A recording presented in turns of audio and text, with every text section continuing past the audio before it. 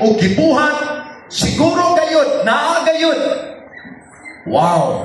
In other words, God is 100% reliable, beloved in the Lord. 100% reliable. 100 all the time. 100% all the time.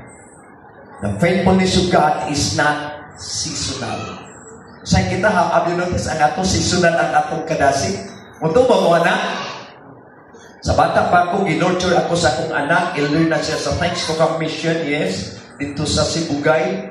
And then usahay, madasig ko, usahay, dilipod, when I miyato ko sa Zamboanga City, nag-eskwela ako sa padasig ko, kasabat ako sa akong tiyo.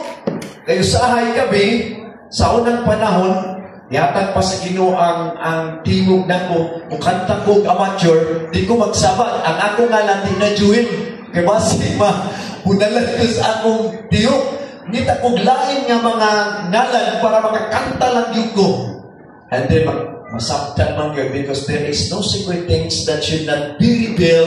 And so, si Jewel nito tiyo, nagkanta na. Ayaw na sa itong kasama. Huwag tayo mo nagan kayo. You see? But God is faithful, beloved in the Lord. And the Bible says, His faithfulness is from generation to generation and it's being daily renewed. Every day, gibago pag-ayo kanunay ang iyang pagkamatinumanon kanimo ug kanako. And you know, God never forgets. God never fails. And God never falters. Dili siya masayo pareha nato. Subject mo ito masayo.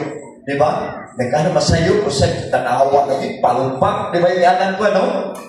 And His words and looking at the Bible, beloved in the Lord, there are many scriptures na kaayong nasulat sa balaang kasulatan nga nagsaysay may tungod sa pagkamatinumanon sa Diyos ka na to. Kamaturan ni Ana si Apostol Pablo sa 1 Corinthians chapter 1 verse 9. Milingon si Apostol Pablo, God is faithful. Ang Diyos matinumanon, by whom ye were called. Ikaw gitawag kaniya ngadtos pagpakigsan nurot sa iyang anak nga mao si Ginoong Jesucristo. Wow! What brought us here today? Saan nagdala kanimo dinhi karon? Kana nagpadayag ka na sa pagkamatinumanon sa Dios nga nag-demonstrate sa atong panagkatigom nga naangko nato diha kay Jesucristo. Kaya kung wala pa ikaw mahimong anak sa Dios, abot nag-asa ka karon. Di ba? Di ba? Di ba? You know ba? And that's the reason why you are here, because we want to have fellowship to each everyone and even to hear the Word of God. Tama ba? Yes.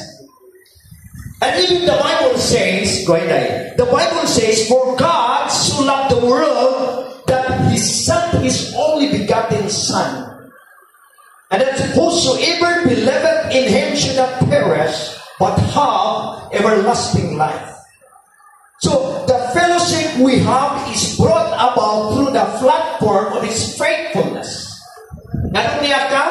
Tungod kay ang pagkamatinumanon sa Diyos, nga kita dili worthy at tubangan sa Diyos, He left the heaven, the glory of heaven. Mianli siya sa makasasala ng mga tao. He died at the cross to pay your sin. Aron ang imong sala pagabayran, and it's because of His faithfulness.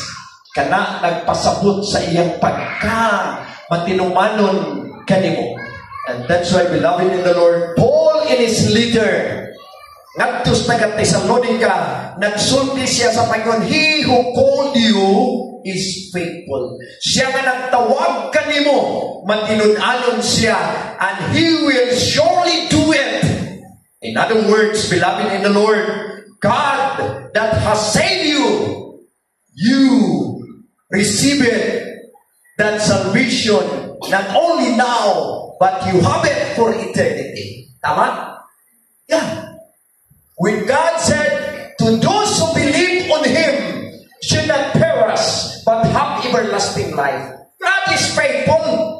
That though our corruptible body matapos kini, but God said, no worry anak, ayaw ka worry. glory, not only corruptible, kani madunuton, masakiton, kini lawasa, but I give you eternal life. And that's what Jesus Christ said during His earthly ministry. Sa John chapter 11, verse 25, nakita no? Verse 25, sa kauban niya si Martha, namatay si Lazarus, ang iyang amigo, and then Martha said, Ginoo, magtutudlo, kung naapagyog ka, buhay ta siya. 4 days naman, baho na kayo.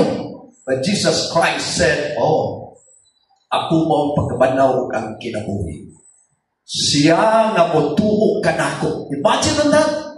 Siya nga motuo kanako. Bisan siya mamatay. That's physical. Mabuhi siya pangusap. And that is eternal. Beloved in the Lord, when God saved you, God that has also preserved you until this time. Gipreserbar ta karon, gibuhi kita karon, and there is nothing else He cannot do for you. Tama? And then, beloved in the Lord, faithfulness is in the core nature of God. Kinaiya ka na sa Diyos.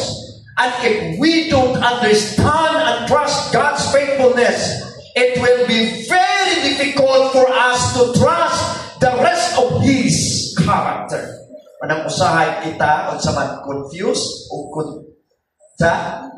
contented lang. Ano man, huwag kayo tamusalit sa Ginoo sa iyang saan ka na to. And beloved in the Lord, there are many valuable, mga hamilig kayong rason why we Christians today in this place of Buena Vista, Ubay, Grace Gospel Church, why we should celebrate God's faithfulness. Ang una, why we should celebrate God's faithfulness? Number 1 is because He give us a true information of life. Wala itago sa Ginoo, sa kinabuhi sa Kristohano. Nabiyawa ni mo masabti nga ikaw anak sa Diyos, wala na sa sunod. Tuloy na ka, pag mamatay ka, wala na impas tibawas